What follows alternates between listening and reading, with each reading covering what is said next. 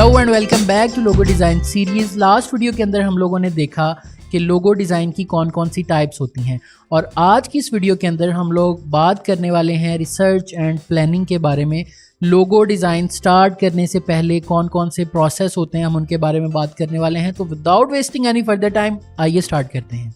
मैं आपको बताने वाला हूं कि एक लोगो डिज़ाइन स्टार्ट करने से पहले किन किन चीज़ों का होना बहुत ज़्यादा ज़रूरी है। तो मैं एक क्वेश्चनेयर आप लोगों के साथ शेयर कर रहा हूं जो मैं पर्सनली यूज़ करता हूं किसी भी क्लाइंट के लिए लोगो डिज़ाइन स्टार्ट करने से पहले। इस क्वेश्चनेयर का बेसिकली फ़ायदा क्या होता है कि मेरे पास इनफ इंफॉर्मेशन आ जाती है ताकि मैं उसके लिए एक लोगो डिज़ाइन कर सकूं।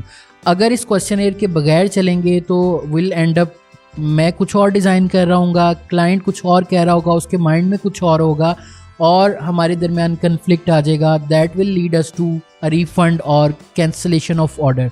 तो उस चीज़ को अवॉइड करने के लिए बहुत ज़्यादा ज़रूरी है कि डिज़ाइन स्टार्ट करने से पहले हम क्लाइंट की रिक्वायरमेंट को अच्छे से समझ लें, उसके बाद काम स्टार्ट करें। अच्छा, बेसिकली ऐसा होना चाहिए कि आप लोगो डिज़ाइन करने से पहले एक क्लाइंट के साथ मीटिंग करें।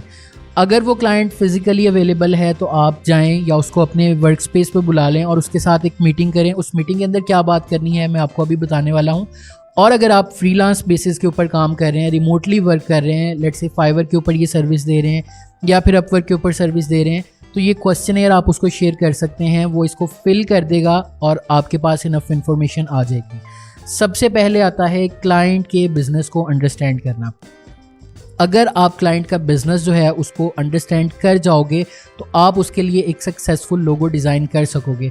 अगर आपको यही पता नहीं चलेगा कि क्लाइंट क्या काम करता है या उसका बिज़नेस कौन कौन सी सर्विसेज देता है, तो you end up designing someone else logo. तो आपने क्लाइंट के बिज़नेस को सबसे पहले अंडरस्टैंड करना है। उसके साथ मीटिंग करके आप उसके साथ जूम कॉल कर सकते हो और उसके अंदर उसके बिज़नेस को अंडरस्टैंड करना है। वो तमाम की पॉइंट्स को नोट करते जाना है जो क्लाइंट आपको बिज़नेस मीटिंग के अंदर बता रहा है। उसके बाद आपने क्लाइंट्स के कंपेटिटर जो हैं उनको सर्च करना है।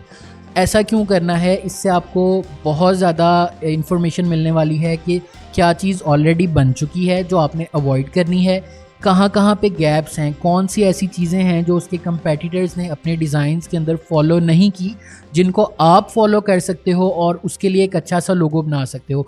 मोर ओवर आपको एक स्टैंडर्ड या लेवल का पता चल जाएगा कि किस लेवल का डिज़ाइन जो है वो यूज़ हो रहा है इस मार्केट के अंदर।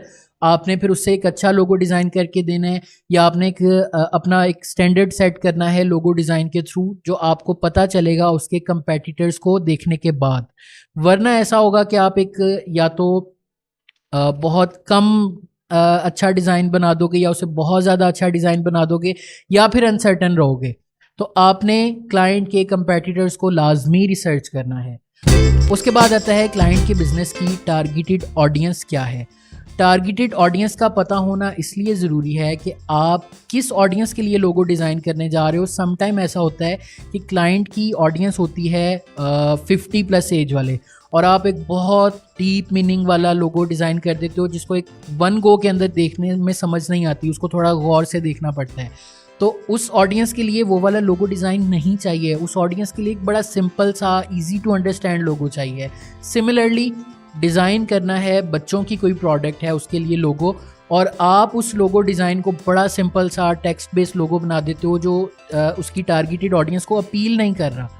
लेट्स से उसने इसको अपनी जो बच्चों की प्रोडक्ट है उसकी पैकेजिंग के ऊपर यूज़ करना है, तो वो सिंपल सा उसकी ऑडियंस को क्या चीज़ अपील करेगी, बहुत वाइब्रेंट कलर्स, शार्प कलर्स उसको अपील करेंगे। उसके अंदर कोई मैस्कोट या उसके अंदर कोई वेक्टर्स इस तरह के यूज़ करने पड़ेंगे।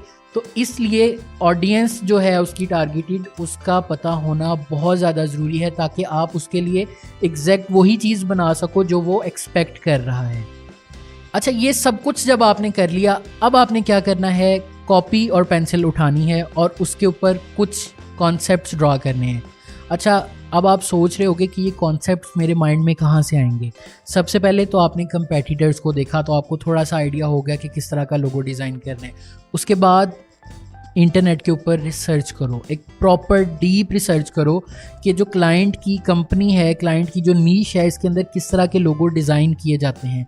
देखो, मैं ये नहीं कह रहा कि जाके किसी का लोगो कॉपी कर लो, इंस्पिरेशन लेना बहुत ज़्यादा ज़रूरी है। कोई भी इतना प्रो डिज़ाइनर नहीं होता कि आप उसको रिक्वायरमेंट दो और वो झट से सोच के और वो डिज़ाइन क्रिएट कर दे। उसको भी इंस्पिरेशन लेनी पड़ती है। तो इंस्पिरेशन लेनी है, किसी का डिज़ाइन कॉपी नहीं करना। शटरस्टॉक के ऊपर जाओ, गूगल के ऊपर जाओ, इवन मार्केट प्लेसेस को एक्सप्लोर करो कि इस नीश के अंदर किस तरह के लोगो डिज़ाइन किए जाते हैं, किस तरह की कलर स्कीम यूज़ की जाती है। फिर आप एक कॉन्सेप्ट वाली स्टेज पे जा पाओगे और जब आप इंस्पिरेशन ले रहे होगे, अल्टीमेटली आपके माइंड में एक स्केच बनना शुरू हो जाएगा कि हाँ, इस तरह का लोगो मैंने डिज़ाइन करना है इस क्लाइंट के लिए। कॉपी पेंसिल उठाओ, स्केचिंग करो, 5-6 जितने भी लोगो डिज़ाइन कर सकते हो, स्केच कर सकते हो, स्केच करो। स्केच करने के बाद क्लाइंट को वो स्केचेस शेयर करो और उसे कहो कि ये कुछ इनिशियल ड्राफ्ट्स हैं, इसमें अगर कोई चेंजेस आई हैं तो बता दो, या इसमें तुम्हारा कोई आइडिया है तो बता दो। बेसिकली स्केच शेयर करने से क्या होता है, आप अपना भी टाइम सेव कर लेते हो और क्लाइंट का भी टाइम सेव कर लेते हो।